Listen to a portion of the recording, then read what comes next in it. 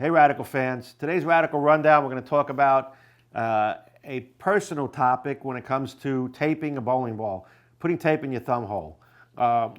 It's a personal preference for feel, but there's always good starting points. There are different size tapes. We have 3/4 inch, 1 inch. Not every size is perfect. Based on the size of your thumb hole, it should dictate the size of the tape you're going to use. Putting a 1 inch piece of tape in a 1 inch hole is basically going to cover half the hole. If that's where you need the tightness, that's fine. But in my case, for instance, I'll use the way I do it. I only tape slivers, basically, in certain parts of my thumb hole to make the ball feel right. So we're going to show you a little bit on how we do it. But one thing I do want to show you real quick is a little trick that I do. I'm sure other people do it as well. Let's talk about the finger grip, the fingers for a second. You know, sometimes you put your hand in the ball and the finger feels a little too loose. Okay, I only glue the front and both sides of my insert. And the reason I do that is so that I can I can shim the back. So that in the case of this ball, I want to shim the back of this thumb hole, or this finger hole. You know, I simply leave space back here and I'll put some paper in here. It could be anything. I used a piece of tape.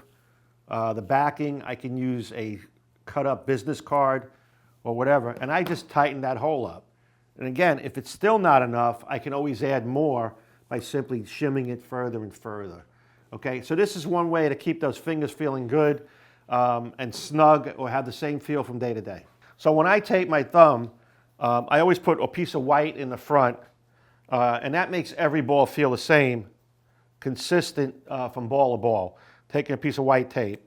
So I just simply take it. Now what I do is I trim the white tape because I don't need a full piece in the front, and I only want to tape so the pad of my finger is on the tape. Okay, so I get a feel for where I want to put it, and I simply put one piece of white in the front. Okay, and that's in the right spot. Now, the rest of the time, for me to make this hole feel perfectly, is I also do the same thing.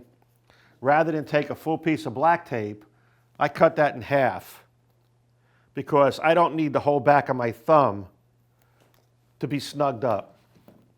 And it's the same scenario.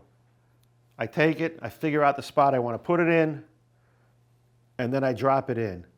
Now, if I'm going to add another piece, I simply put it a little bit lower so I have some room to peel that piece off. So I'm in the same boat. I'm going to take the tape and I'm going to put it in the hole just a little bit lower. Okay, so now I have 3 pieces in the back, 2 pieces in the back, 1 piece in the front. Okay, hypothetically, my ball feels a little loose on the side. Again, I even cut a thinner piece, and I will simply put that thin piece on the side where my thumb feels like it's loose. So I'll put it in on the side.